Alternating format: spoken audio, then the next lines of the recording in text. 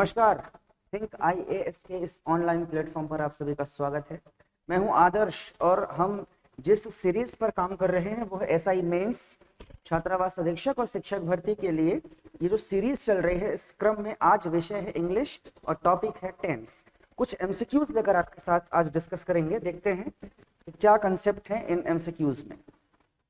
पहला सवाल आपके स्क्रीन पर है, कहता है आई फिर blank working all afternoon and have just finish the assignments. अब एक बात देखिए, यहाँ पे कह रहा है कि काम फिनिश हो गया। काम फिनिश हो गया, काम फिनिश हो गया का मतलब क्या है भाई? इस व्यक्ति ने काम शुरू कर लिया था पहले से। जब ये कह रहा है कि काम फिनिश हो चुका है, इसका मतलब इसने काम पहले से किया होगा। अरे हाँ जी, तो इसका मतलब है पास्ट परफेक्ट कॉन्टिन्यूअस टेंस हो सकता है। देखें जरा, पास्ट की तो बात आएगी, यहाँ पास्ट टेंस में कौन सा दिखाई दे रहा है? सिर्फ ये दिखाई देता है हैड बीन, है ना, इसलिए हम लगा रहे हैं। ठीक बात। दूसरा सवाल एक देख लेते हैं हम। दूसरा सवाल हमसे कहता है कि भाई Rohan blank the movie before he read the review. एक एक्शन स्टार्ट, एक एक्शन खत्म कर लेता है दूसरे एक्शन को परफॉर्म करने के पहले। एक एक्शन खत्म कर लेता है दूसरे एक्शन को परफॉर्म करने के पहले। तो आप ध्यान से देखेंगे, अगर इसमें कंप्लीट कर लेता है कह रहे हैं ना, एक्शन कंप्लीट कर लेता है, मतलब सी ऑप्शन करेक्ट होगा यहाँ पर भी। ये कौन सा ऑप्शन हो? कंप्लीट कर लिया मतलब पास्ट परफेक्ट टेंस। अरे हाँ जी, इसका मतलब हैड वॉच्ड। ये आंसर करेक्ट। इस तरीके से हम आइडेंटिफाई करते चलेंगे। अच्छा, इस पूरी कहानी में ना वर्ब को पहचानना बड़ा जरूरी है। अगर आप वर्ब नहीं पहचानेंगे तो बड़ा मुश्किल होगा, है ना। वर्ब पहचानने के लिए आपको थोड़ा सा देखना पड़ेगा कि क्या क्या चीजें ध्यान रखनी। जैसे एक सवाल ना कभी कभी इस तरह का भी आता है, मान लो शी, मैंने पिछले क्लास में भी आपको बताया था, अगर आपने नहीं देखा है उस वीडियो को देखिए। इस एग्जांपल से आप समझिए कि क्या कहानी है। मैं आपसे अगर पूछ लूं वर्ब का कौन सा फॉर्म है, तो आपको बोलना पड़ेगा कि भाई ये वर्ब का सेकंड फॉर्म है। क्यों सेकंड फॉर्म है? क्योंकि कट का तीनों फॉर्म सेम होता है, कट कट कट। तो मुझे आइडेंटिफाई करना होगा। मैं बार बार कह रहा हूं, आप जब भी ग्रामर पढ़ते हो व्यापम के लिए, तो सिर्फ वो ग्रामर नहीं होती, वो होती है फंक्शनल ग्रामर। वो होती है फंक्शनल ग्रामर। फंक्शनल ग्रामर का एक रूल है कि कभी भी पार्ट्स ऑफ स्पीच डिसाइड करना हो, वर्ब के फॉर्म डिसाइड करने हो, तो उस सेंटेंस को पढ़कर देखिए कि वो हाँ कैसा काम कर रहा है। वो सेंटेंस को पढ़कर, इंडिविजुअल वर्ड को नहीं देखना है। तो यहां पर कट को देखने से मुझे पता चल रहा है कि सेकंड फॉर्म। कैसे पता चला? कभी भी फर्स्ट और थर्ड फॉर्म किसी भी वर्ब का बिना हेल्पिंग वर्ब के नहीं लिखा जाता। कभी भी फर्स्ट फॉर्म और थर्ड फॉर्म किसी भी वर्ब का बिना हेल्पिंग वर्ब के नहीं लिखा जाता। केवल सेकंड फॉर्म है जो बिना हेल्पिंग वर्ब के। यहाँ हेल्पिंग वर्ब है क्या? नहीं है, इसका मतलब है सेकंड फॉर्म। तो वर्ब का फॉर्म पहचानना बहुत जरूरी हो जाता है। इस तरीके से पहचान पाएंगे हम। ठीक है जी, ये काम आएगा अभी जब लेक्चर हम आगे बढ़ाएंगे। चलिए, इसके बाद तीसरी सीरीज पूछते हैं। देखिए तो जरा क्या कहते हैं। ही blank in the state but he still does not have a command over the English language। ये देखो, ये ऐसा एक्शन है जो पास्ट में स्टार्ट हो चुका है, पास्ट में स्टार्ट हो चुका है और स्टिल कंटिन्यू, अभी भी चल रहा है, चल रहा है, चल रहा है। इस बात को ध्यान रखिए। इसका मतलब ये शुरू हुआ है, अभी भी चल रहा है, तो ये प्रेजेंट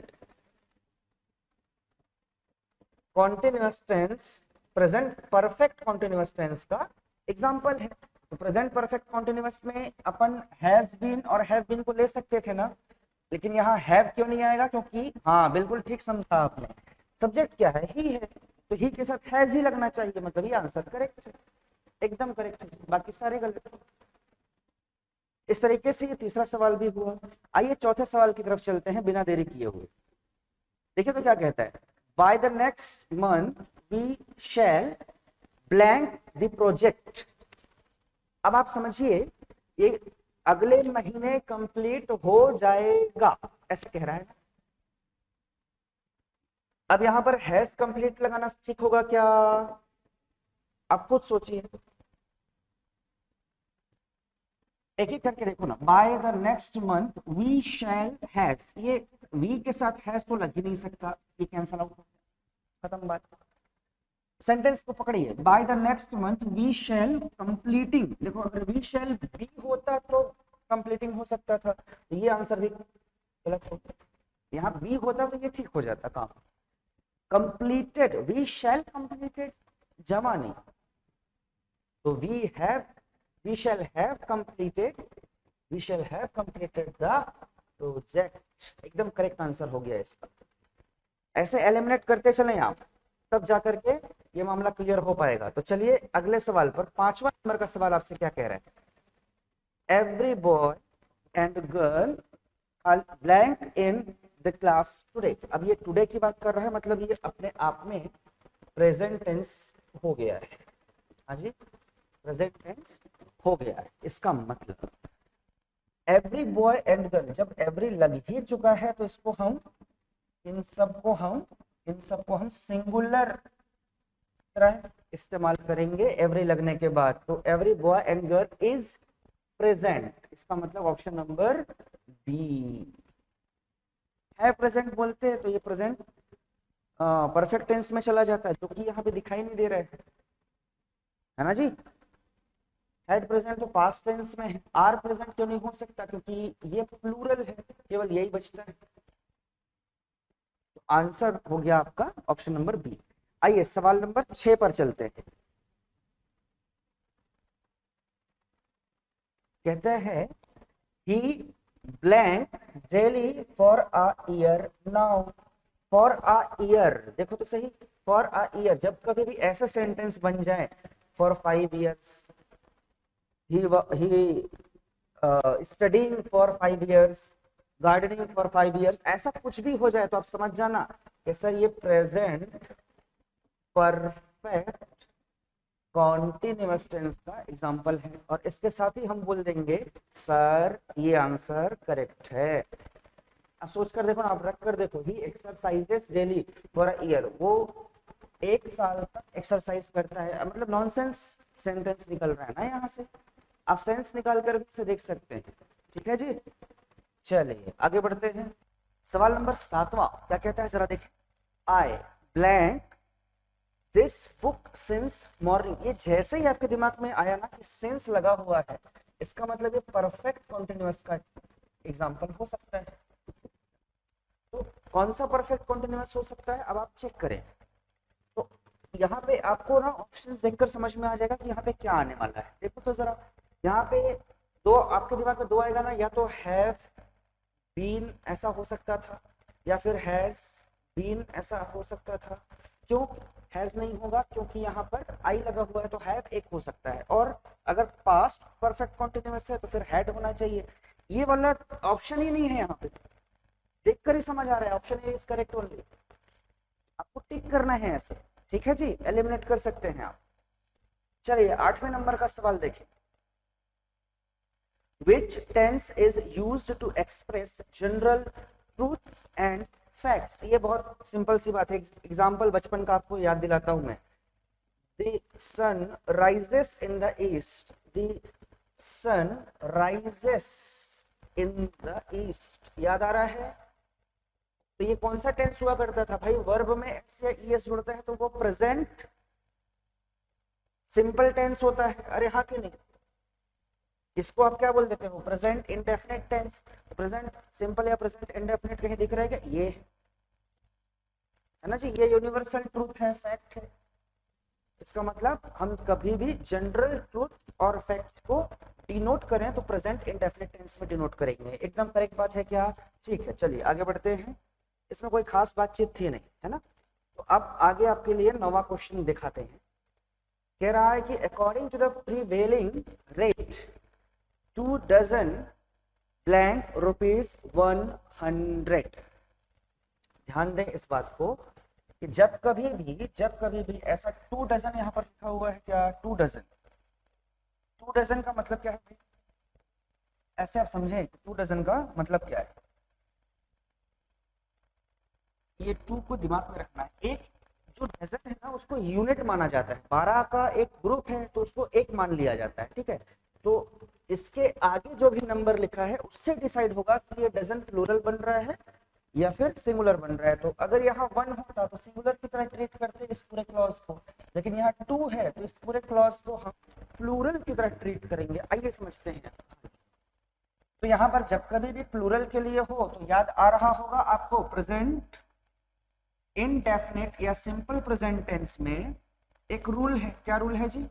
कि वर्ब के साथ एस या ईएस हम कब जोड़ते हैं? जब सब्जेक्ट हमारा प्लूरल हो, है ना। इसका मतलब ये वाला आंसर तो वैसे ही कैंसिल हो गया, ये तो हो ही नहीं सकते क्योंकि हमको ये पहले से पता है कि प्रेजेंट सिंपल टेंस में होना चाहिए, तो बच गया ये आंसर। ठीक है जी, करेक्ट हो गया। देखिए ना, ये दोनों प्रेजेंट सिंपल टेंस हो सकते थे, लेकिन क्योंकि हमारा जो ये प्लूरल है इसलिए हम कह रहे हैं कि ये वाला हिस्सा नहीं होगा, ये सिंगुलर के लिए यूज होता है, ये प्लूरल पे यूज होता है। ठीक है जी, चलिए आगे बढ़ते हैं कहानी को बढ़ाते हुए और सवाल नंबर 10 पर आते हैं। सवाल नंबर 10 क्या कहता है? The council blank made this decision. The council blank made this decision. तो देखो याद रखो, ये सिंपल सा सवाल बन गया है। आप सोचकर देखो इसमें कि आप आई यू वी दे के साथ क्या लगाते हैं? इसके साथ अपन लगा देते हैं है, बाकी हैज लगाते हैं। अब हैव और हैज की क्यों बात कर रहे हैं? देखो हैव हैड यहाँ पे बिल्कुल सूटेबल नहीं है। ये तब लगाते हैं जब मेरे पास बाइक थी, इस तरह की जब चीजें आती हैं तब हम ये सब यूज करते हैं। तो यहाँ पर या तो हैव यूज होगा या हैज। इस तरीके से हैविंग तो वैसे ही कैंसल आउट हो गया, हैज ही बचता है। Council has made this decision, right. तो चलिए क्वेश्चन नंबर 11वें पे आते हैं। What do tenses as the form of a verb help to determine? क्या डिटरमाइन करता है? तो ये तो बहुत फैक्चुअल चीज है। टाइम ऑफ एक्शन भी डिसाइड करता है, स्टेट ऑफ एक्शन भी डिसाइड करता है। ये ऑप्शन करेक्ट है जी। ठीक है, ये डेफिनेशन ही है इसकी एक वर्ब की, सॉरी एक टेंस की डेफिनेशन है कि वो वर्ब का एक्शन और स्टेट ऑफ एक्शन भी बताता है ना। चलिए ठीक, एक्शन क्या है? एक्शन डिनोटिंग वर्ड ही वर्ब है। वर्ब क्या बताता है? एक्शन बताता है, और उस एक्शन का टाइम और स्टेट बताने वाला जो भी है वो टेंस है। बिल्कुल ठीक है जी। 12वें नंबर के सवाल पर आते हैं। Which tense is used to show the completion of an action by certain time in future? अब ये ऑलरेडी आपको बोल रखा है कि फ्यूचर की बात करेगा, फ्यूचर की। तो ये ऑप्शन करेक्ट हो गया, ये रॉन्ग हो गया और ये रॉन्ग हो गया। केवल 2 ऑप्शन हमारे पास चूज करने के लिए बचते हैं, फ्यूचर परफेक्ट टेंस और फ्यूचर परफेक्ट कंटीन्यूअस टेंस। क्या कह रहा है? Which tense is used to show the completion of an action by a certain time? देखो ना, certain time आपको याद आ रहा होगा, since from कहाँ यूज करते हैं? Future perfect continuous tense. एकदम करेक्ट बात है क्या? certain time को हम डिनोट करते हैं तब। ठीक बात हो गया जी। ऑप्शन नंबर सी, जब since और for from का इस्तेमाल करते हैं। ठीक है, यहाँ तक की बात एकदम क्लियर है। तो 12वें सवाल तक एकदम क्लियर बात हो गई है। ठीक है जी, चलिए आगे बढ़ते हैं। सवाल कहता है, देखिए आपसे कि the voice leader and politician assassinated. यहाँ पर आपको बताना है कि इनमें से कौन सा वर्ब आएगा। अब एक सवाल उठता है यहाँ पर, sir the voice leader and politician ये क्या 2 अलग अलग लोग हैं या सेम पर्सन की बात कर रहा है? देखिए ध्यान से, एक बात समझ लीजिए, जब द आर्टिकल का क्या ब्यूटीफुल इस्तेमाल कर सकते हैं। देखना, जैसे 2 नाउन है यहाँ पर, दोनों के आगे अगर द लगा हुआ है ना, तो हम बोलेंगे भाई ये अलग अलग पर्सन। लेकिन अगर एक में द लगा है और एक में नहीं लगा है तो हम बोलेंगे सर एक में नाउन के आगे द लगा लेकिन दूसरा डायरेक्ट लिखा हुआ है, तो हम बोलेंगे सेम पर्सन, ये सेम पर्सन। यहाँ पे ऐसा कुछ है क्या? तो एक पे दा लगा हुआ है पॉलिटिशियन में, मतलब इसे हम सिंगुलर पर्सन एज्यूम करेंगे। सिंगुलर, अरे हाँ कि नहीं? ये सिंगुलर नंबर में आएगा। अरे हाँ जी, इसका मतलब मुझे जो भी यहाँ वर्ब रखना है वो सिंगुलर में रहेगा, तो ये खत्म हो गया, ये खत्म हो गया, ये खत्म हो गया। ये हैव हैड है ना, इसलिए इसे खत्म कर रहे हैं, तो हैज बीन। अरे हाँ जी, तो ठीक आंसर हो गया क्या इसका? कौन सा आंसर हो गया इसका? Answer number B, neither of the paintings blank should. अब नीदर लिख दिया है ना, जैसे ही नीदर लिख दिया यहाँ पे हम बोल देंगे यहाँ कुछ भी लिखा हो उसे सिंगुलर की तरह आप ट्रीट करेंगे, ठीक है जी। तो हैव खत्म हो गया, वर खत्म हो गया, आर खत्म हो गया, वाज ही आना चाहिए। जैसे नीदर लिखा हम इस पूरी चीज को सिंगुलर की तरह ट्रीट करते हैं, ये करेक्ट हो गया। अरे हाँ जी, ओके। चलिए ये सवाल हुआ, तो 16वें नंबर का सवाल आपसे क्या कहता है जरा देखिए। सीता और हर ब्रदर्स, सीता और her brothers blank to be blamed.